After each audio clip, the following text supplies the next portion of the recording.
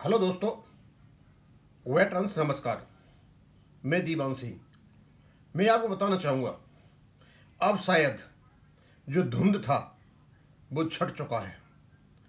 31 और 32 साल तक जिन लोगों ने हमें काले बादलों के बीच घेर रखा था, अब वहाँ प्रकाश हो चुका है। अब सवाल ये उठता है, इस पेंशन अपडेशन को लागू कौन करेगा? एग्जीक्यूटिव करेगा नहीं, बैंक्स करेंगे नहीं, अपने ही ऑर्गेनाइजेशन हमारा साथ देंगे नहीं। हमारी आस केवल और केवल जुडिशियल पर है, और जुडिशियरी के लिए पावरफुल, फोर्सफुल हमारे पास रेगुलेशंस हैं। आज हम दो तीन चीज देखेंगे इसमें, और मैं इसको 22 तारीख तक लगातार इसको वीडियो बना बना करके डालता, जैसे लोग भूल नहीं जाएं। कुछ लोगों को दर्द हो रहा है, कुछ कॉकरोच आ रहे हैं, उनको लग रहा है कि यार ये वीडियो क्यों बना रहा है। दीवान सिंह 4-4, 5-5 वीडियो बनाता है और पता नहीं सारे चुप हैं, ये अकेले लगे हुए हैं। बड़ा दुख हो रहा है। उनको पता है कि इनकी जो अंदर की जो पोल है वो खुलती चली जा रही है। अब हम 3 चीज देखेंगे। क्या हमारे पास कोई लीगल फ्रेमवर्क है पेंशन अपडेशन का, और आईबीए का स्टैंड क्या है, और आईबीए यदि ये स्टैंड लेता है तो आईबीए अपने को क्या समझता है, एक रेगुलेटरी या एक स्टैट्यूटरी बॉडी नहीं होने के बावजूद भी। और आईबीए का जो ये नॉन स्टैट्यूटरी स्टैंड है, इसको भारत सरकार कैसे समर्थन कर रही है। मैंने भारत सरकार बता दिया आईबीए का स्टैंड सही है। यानी भारत सरकार जिसे डिपेंडेंट रहना चाहिए अपने एक्ट 70 पर, सेक्शन 19 पर, वो एक नॉन स्टैट्यूटरी बॉडी का समर्थन कर रही है, और वो भी लोकसभा के पटल से। ये बहुत ही दयनीय स्थिति है दोस्तों। मैंने कुछ ये लगाए हैं। पहला, is there a concealed design to harm the Singla case in SC. क्या कोई ऐसा योजना बना रही है, ये क्या नाम है, आईबीए, यूएबी और भारत सरकार के, मतलब जो सिंगला केस है उसको नुकसान पहुंचा दिया जाए। Understand the fact, stay alert, protect your rights. जरूरी है आप फैक्ट को समझो और stay alert रहोगा।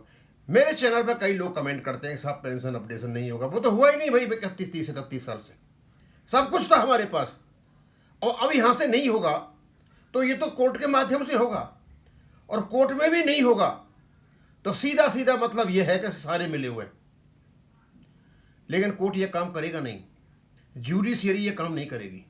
Rule of law, हमारे कोर्ट, सुप्रीम कोर्ट के जितने भी जस्टिस हैं एक ही चीज में काम करते हैं, रूल ऑफ लॉ, और बहुत बहुत जबरदस्त फैसले दिए हैं। मुझे नहीं लगता कि कोई ऐसा फैसला हुआ हो जो अन्याय कह सकती हो।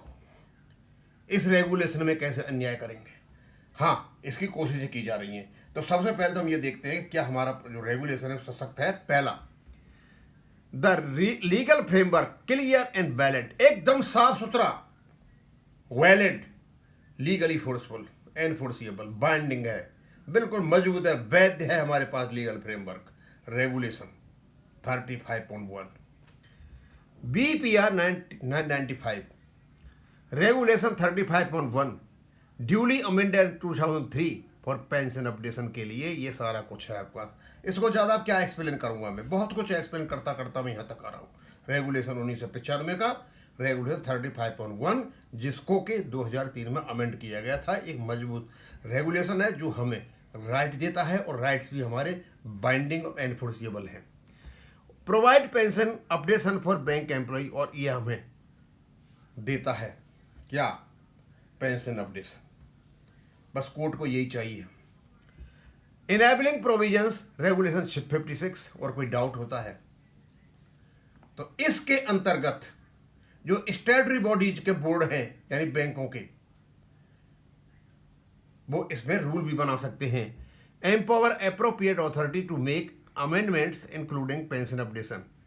ये एप्रोप्रिएट अथॉरिटी यानी बैंक की जो बोर्ड है, board of banks, appropriate authority को एक शक्ति देता है कि रूल बनाना, और पेंशन अपडेशन पर भी रूल बनाना, या उसको इम्प्लीमेंट कराना। और इफेक्ट क्या होगा इसका, pension updation has legal sanction under बिया। और जो पेंशन अपडेशन है एक प्रकार से ये आपको लीगल सैंक्शन देता है, स्वीकृति देता है कि भाई आपको लीगली पेंशन अपडेशन है।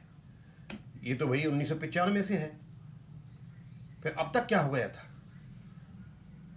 क्यों नहीं हुआ?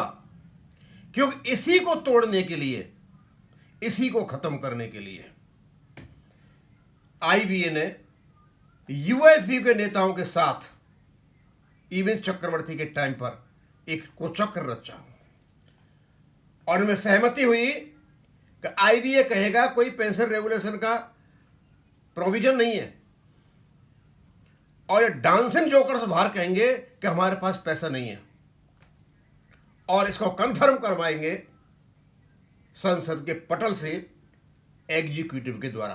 क्या खेल है, कमाल का खेल। अब तो सबको समझ में आ गया, सारी योजनाएं समझ में आ गई। पता नहीं किस कमरे में बैठ करके over A cup of T ये योजनाएं बनती होंगी। अब देखते हैं आईबीए कॉन्ट्राडिक्टरी स्टैंड। लेकिन आईबीए तो दूसरी बात कहता है, तो मानता ही नहीं है इसको। ये कौन होता है मानने वाला? ये कोई लीगल अथॉरिटी है क्या? ये कोई स्टेटरी बॉडी है क्या?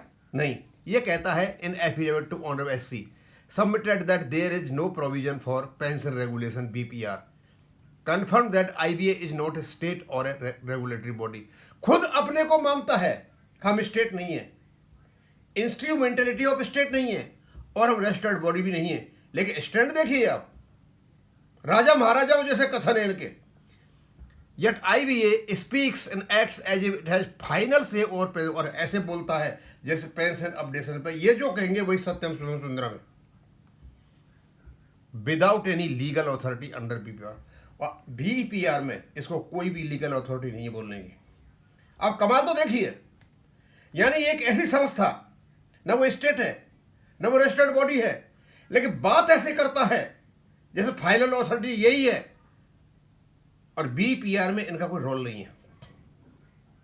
ये कॉन्ट्राडिक्टरी स्टेटमेंट है, किससे? आपके रेगुलेशन से।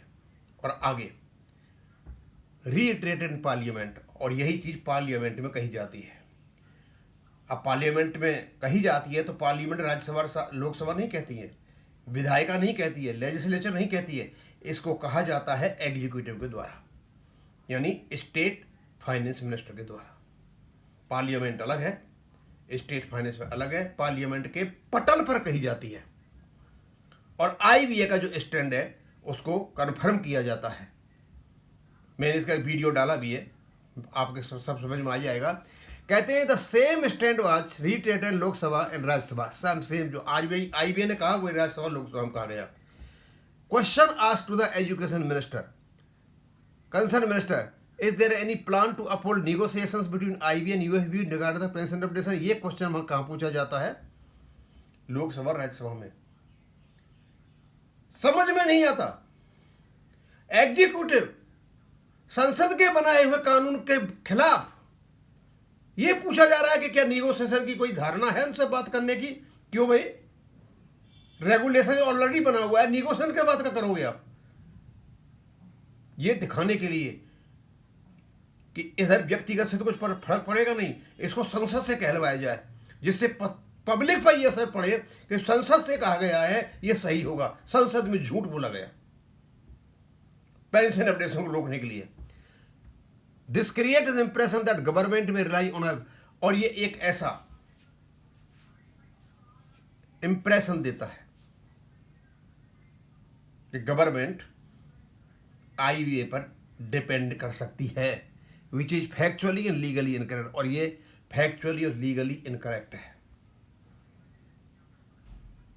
आईबीए को एक अननेसेसरी इंपॉर्टेंस दी जा रही है इसके माध्यम से, और जब संसद में इस प्रकार बोला जाएगा और संसद का क्वेश्चन जब बाहर आएगा और संसद में जितने भी हम माननीय सदस्य बैठे हुए हैं तो यही समझेंगे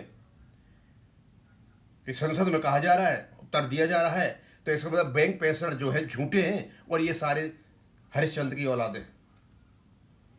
क्या स्टैंड है इस देश का? दोस्तों, हमारे पास सब कुछ है, हमारे पास रेगुलेशन है, पेंशन अपडेशन का है। सवाल केवल इस बात का है कि जो फोर्सेज लगी हुई हैं, इन फोर्सेज जो दीवार लगाई हुई है, इस दीवार को कैसे तोड़ करके आगे बढ़ा जाए, और ये टूटेगी केवल और केवल हमारे एडवोकेट्स के माध्यम से। अब मैं यहीं ख़त्म करूँगा। थैंक यू, धन्यवाद।